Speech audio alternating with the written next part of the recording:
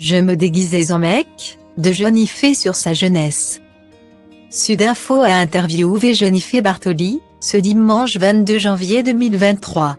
Le journal souhaitait revenir sur ses 20 ans de carrière. Depuis sa victoire de la Star Academy, en 2002.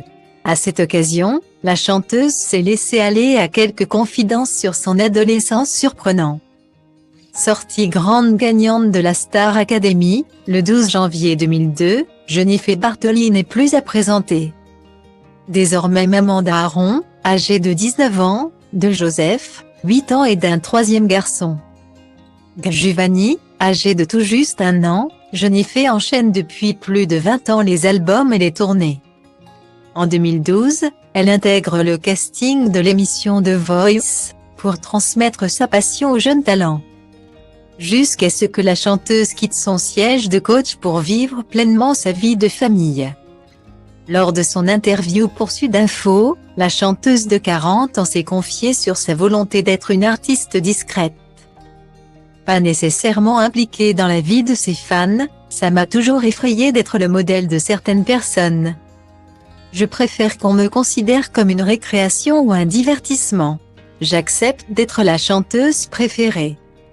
Mais un exemple à suivre, c'est peut-être trop. Point. Et non, ce n'est pas facile tous les jours d'être un modèle. La femme d'Ambroise Fichy poursuit son interview en évoquant son passé et ses premières références musicales. Ce sont les sonorités vintage des années 60 et 70 qui m'ont fait aimer la musique. Notamment grâce à mon papa. C'est lui qui m'a fait découvrir des artistes comme James Brown, Stevie Wonder ou Otis Redding dont je suis fan. Je me suis ensuite constitué ma propre discothèque. Confie la mère de Daron. Mais ce n'est pas tout. Jennifer confesse que lorsqu'elle était jeune, elle aimait se cacher dans la chambre de ses frères pour se transformer en son idole. Marvin Gaye. Je rêvais aussi d'être Marvin Gaye. Je me déguisais parfois en mec pour le fun et je chantais dans la chambre de mon frère où des posters de foot étaient tapissés partout sur les murs. J'avais l'impression de me produire dans un stade.